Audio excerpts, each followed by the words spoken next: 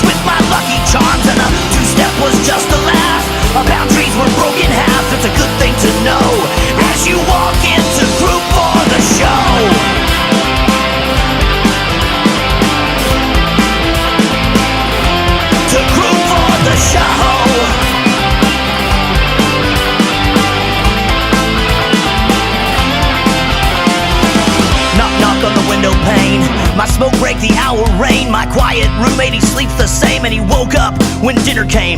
The man's no more than 40 old, arrived scared 2 days ago. A family of earth and gold, but still nonetheless alone. And won't quick knew what to say when 3 angels walked my way. In Spanish tongue they knelt to pray. They said, God, keep him safe from screaming voices.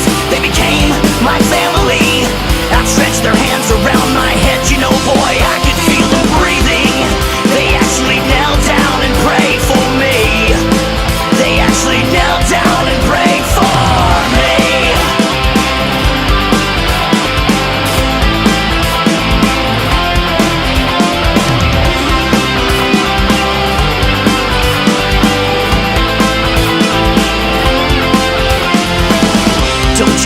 me on HRSA. Does self-abuse extend your hospital stay? I think I'll lie a bit. Lord, I won't cry over anything at all. Over anything at all. Over anything at all.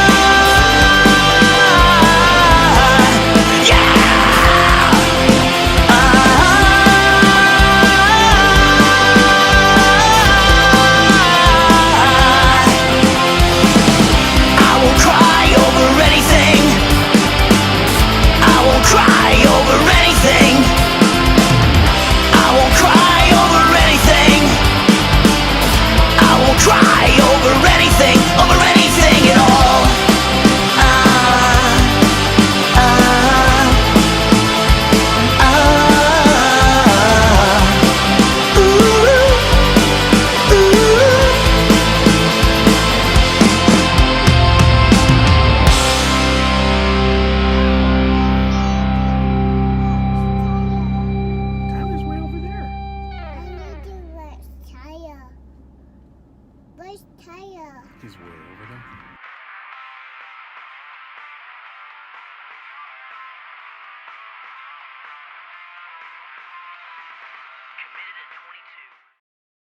Well, there you go. That's a pretty heavy song. Now, obviously, I'm familiar with Blue October, so I know that he does cover this sort of subject quite regularly in his music. But that song is very, very heavy. And as it said at the beginning, you know, immediately when the video started, they were like, "This is a cover by from Blue October," and the guy was saying, you know, that I can't remember his name again. Justin was very open about his mental struggles. He goes, you know, as soon as he heard it, he related to it. But before he even started dealing with his own personal struggles, you know, the singer of this group, you know, before he even started dealing with his, and now he can see, having gone through it all himself, he can actually see how poignant and important this song is. And it's quite a detailed piece of writing. Very, very well written. It says, committed at 22, just to get over you. My belly aches blue, lorazepam flu. I'm down for the count, always 3 times a day, sometimes 4. Sometimes 4. Now, ooh, crikey. I'm trying to figure out what exactly that. Admitted at 22, that's probably when he started having his problems, I'm not sure. But there's that line, belly aches blue, lorazepam flu. That's actually a reference to lorazepam, which is a brand name of Ativan, as I understand it, which comes in a blue tablet. So I imagine that's what the belly aches blue means. And lorazepam flu, apparently they can make you very dizzy, very tired, make you feel sort of lethargic and unmotivated. So, you know, that's probably what the lorazepam flu means. And you normally take it 3 to 4 times a day. And as it says, I'm down for the count always 3 times a day. So you're saying, you know, he takes this drug 3-4 times a day and it just knocks him out for the count. He just can't do anything anymore. It goes, beating straight through the arm. The high swing I ride upon, my eyes can't quite focus on the nurse with my lucky charms. While a 2-step was just a laugh, our boundaries were broken half. It's a good thing to know as you walk into group for the show. Now, beasting straight through the arm is probably, well, from what I understand, it's probably a reference to like IV medications, maybe like if someone had overdosed or something, or maybe they're just refusing to take pills or stuff like that. They're giving them this intravenous drug to help them with whatever they're going through at the moment. It says beasting straight through the arm, that's the needle going in. The high swing I ride upon, so obviously it's totally bugging him out, you know. He's high as a kite. It says his eyes can't quite focus on the nurse with his lucky charms. So, you know, the effect of this drug that's being introduced intravenously is making him so off his gourd that he can't tell what's going on around him. Now, while a two-step was just a laugh, our boundaries were broken in half. It's a good thing to know as you walk into group for the show. As you walk into group for the show, that's obvious. That's like group therapy sort of thing. I'm not sure about the two-step that was broken in half. I'm not sure about that. Then it carried on. Knock, knock on the window pane. My smoke break, the hour rang. My quiet roommate sleeps the same and woke up when dinner came. The man's no more than 40 old, arrived scared 2 days ago. A family of earth and gold, but nonetheless alone. So, my roommate sleeps the same and woke up when dinner came. Now, this is actually something I can kind of relate to myself. I've never personally been committed to a mental hospital, but it's like entering something like rehab, or in my case, it was a homeless shelter. I ended up sleeping just the entire day because, it's a terrifying place to be. You get brought into a hospital, you don't know anybody, you feel like you're trapped in there. It's almost like a prison, so you just end up curling up into yourself and just wanting the world to go away, so you sleep as much as you can just so the days will just go by, so you don't have to deal with it. It says he woke up when dinner came, so he was sleeping throughout the day until it came to time for his meals, in which case he woke up, had his meal, and then probably went straight back to sleep again. And he said the man's no more than 40 old, so gives you an idea. And he arrived just 2 days ago. And then there's the line, a family of earth and gold, but nonetheless alone. And from what I read, it was that the roommate that he had came from a particularly well-off family. They had quite well. They were quite happy in their means. They were quite wealthy. They were a good family. But despite having all that money, all that property, and everything that they had, nobody could actually help him deal with the mental issues that he had. So it doesn't matter what material possessions you have, that isn't going to help you in the long run if you can't get your mind right. And all his family just couldn't deal with it, which is what it means, nonetheless alone. I learned quick, knew what to say. Then 3 angels walked my way. In Spanish and tongue they knelt to pray and said God keep him safe from screaming voices. They became my family, outstretched their hands are on my head. Boy, I can feel them breathing. They actually knelt down and prayed for me. So, that bit, I learned quick, knew what to say. So it's like just telling the doctors what they wanted to hear, maybe, which is something that happens quite a lot, as I understand it. Because they don't want to be in this institution. They don't want to be holed up and told that they're crazy, etc. So they just tell the doctors what they want to hear in order to get out of there quicker, even if they're not better. And then it says the 3 angels walked my way. In Spanish tongue they knelt to pray. So it's possibly talking about nuns, maybe, or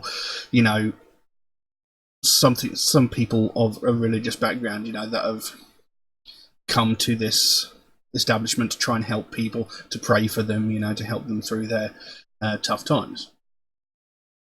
And this last bit, my eyes actually started welling up a little bit here. It says, "Don't you dare put me on HRSA. Does self-abuse extend your hospital stay? I think I'll lie a bit. Lord, I won't cry over anything at all. I won't cry over anything at all." So it's like, don't you dare put me on HRSA. I don't want to be put on high risk of self-abuse, And again, this is almost something I can identify with, because when I was in the homeless hostel, I was actually put on suicide watch because I was in a very bad way. Obviously, I suffer from mental illnesses, borderline personality disorder, and severe depression. So I was put on suicide watch.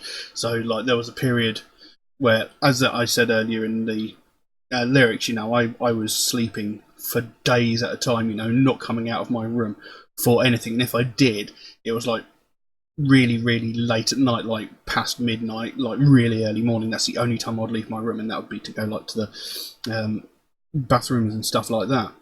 And so I think I was locked in my room like that for something like 4 or 5 days. And, you know, they kept knocking on the door trying to see if I was okay, and I wouldn't answer them until eventually they ended up having to force their way in, as it were. You know, so it's something I can relate to, because you don't want to.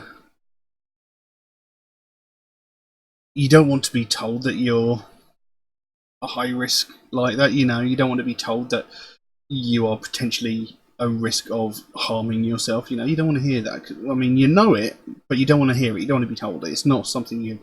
It's not nice to hear that you're a danger to yourself. And also, he knows if he's put on that, he's going to have people constantly watching him. He's going to have to stay in that place longer, and he's already made it clear he doesn't like being there. He doesn't want to be there. He wants to be somewhere else with his friends, his family, whoever. And he goes, I think I'll lie a bit. Lord, I won't cry over anything. So again, you know, just telling the doctors what they want to hear, just so that they'll turn around and go, it's okay, he's fine, he can go now.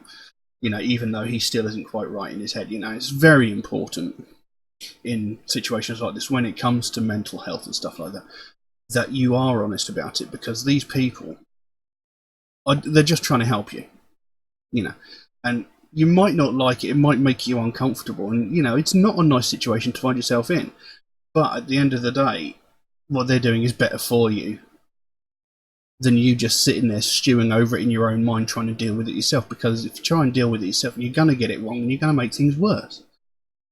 And I've spoken about this a couple of times in other videos.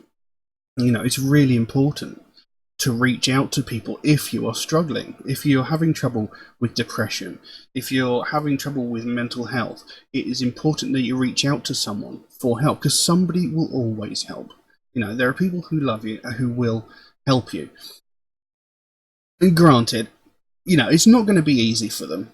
And, you know, I'll say this to the people that might be being reached out to. You know, if someone reaches out to you asking for help, it's not going to be easy, because it's never easy to see someone that you love going through something like that. You know, it's never easy to see someone struggle and suffer. But it is really important. Got an itchy eye. It is really important that you try to help them. You know, even if it's only a little bit. You know, the smallest amount of help can make the biggest difference to a person, because it shows them that someone cares, that someone is there to help them, rather than them having to sit there and try and deal with it by themselves, which, like I said before, can make things so much worse.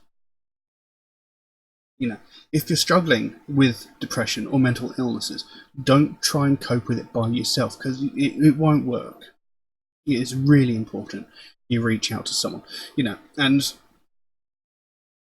I think I said on here before, you know, if anybody that watches these videos is really struggling and needs someone to talk to, they can reach out to me. You know, you can message me through my Facebook, you can message me through my Instagram, you know, you can try talking to me. You know, I've been through some incredible lows. You know, I might not know you, you might not know me, but if there is someone that you can talk to, someone you can reach out to, it is important that you try. You know, even if you don't know them very well, they might be able to help you. They might be able to offer some insights, give you some sort of guidance as to where you can go to get the help you need. And like on that video there, at the very, very end, they posted some pictures of phone numbers for like suicide prevention and like mental health awareness sorts of things. And, you know, I cannot overstate how important it is to reach out or to help someone who is struggling. And especially at this time of year as well, because during the winter time coming up to Christmas, depression and mental illnesses tend to sort of hit their peak, because people are stressed because of, you know, the time of year, you know, seasonal affective disorders, things like this. You know, people tend to suffer more around this time of year. So it is really, really important that we reach out and we help each other. Because, you know, I've been through some very low times, and I didn't have anybody I could reach out to. And I really struggled. So if I ever see anybody that's struggling, I will do whatever I can to help them. You know, when I was homeless, if I saw someone who was struggling, I would always take the time to go and speak to them, even if I didn't know them. It's really important that you try. You know, it's not easy. I'm not going to lie to you, it's not easy. But at the end of the day,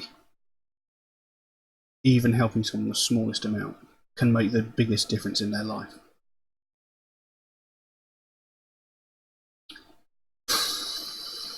Well, that was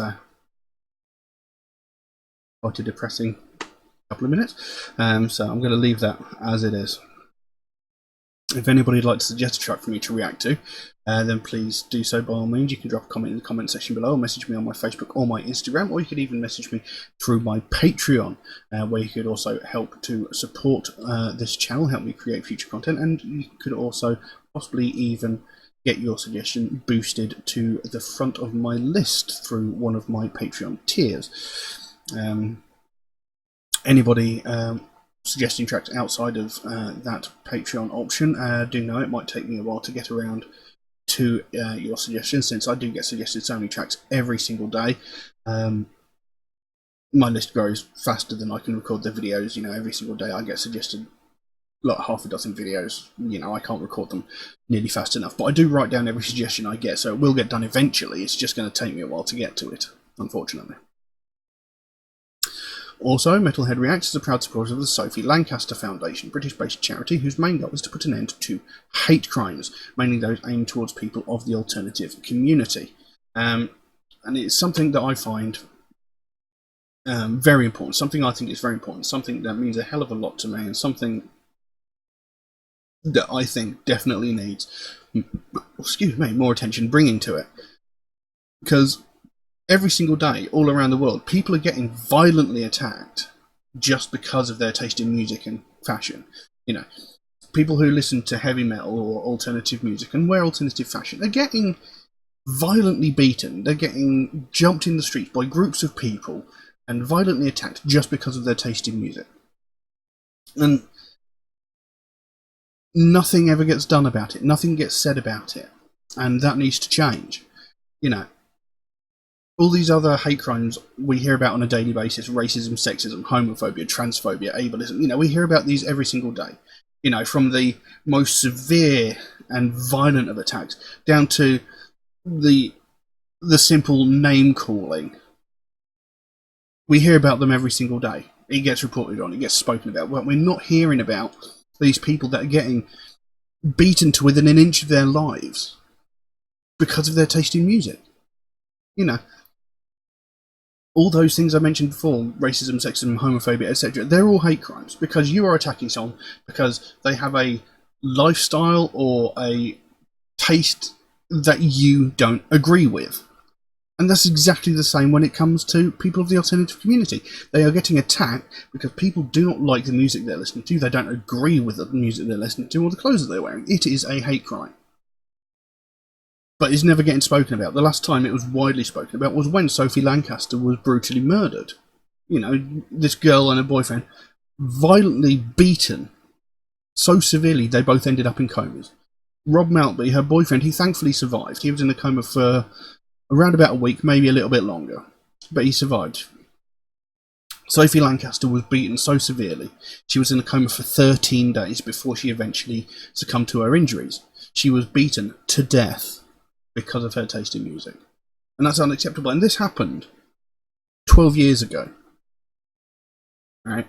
And I can guarantee you, in those 12 years, several hundred, maybe even thousands of other people from the alternative community have been violently attacked and beaten just purely because of their taste in music. But nothing is said about it. You don't hear a single thing about it.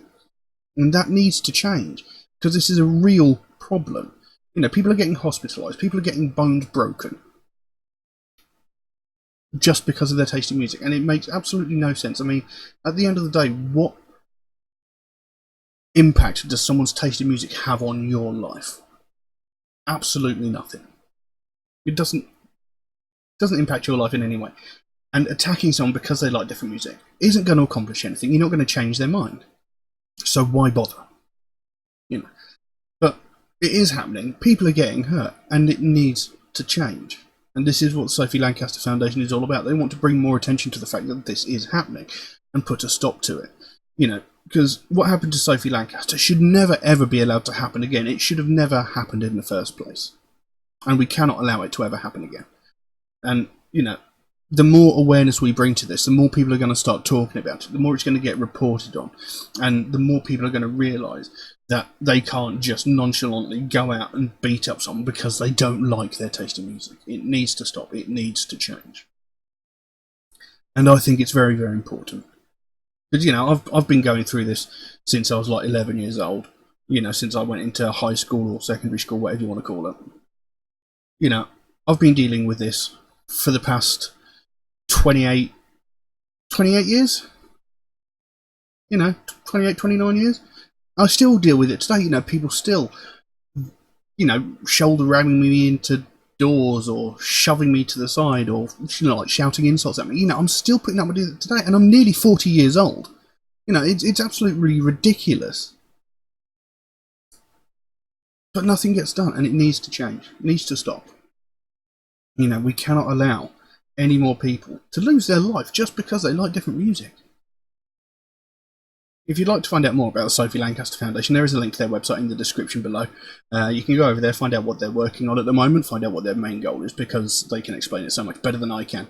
And if you can help them out in any way, even something as simple as, a small donation through the website. Obviously, you don't feel obligated to do so, but, a small donation through their website, or something like one of these Sophie wristbands, if you can help them out in any small way, that'd be fantastic. And the sooner we bring more attention to this, the sooner we can help to stamp out prejudice, hatred, and intolerance everywhere. But I'm going to leave that as it is for the time being. Thank you all very, very much for watching. I'll see you again soon. Bye-bye. Knock, knock on the window pane. My smoke break the hour rain. My quiet roommate, he sleeps the same, and he woke up when dinner came. The man's no more than 40 old. Arrived scared 2 days ago. A family of earth and gold, but still nonetheless alone. And well, quick knew what to say when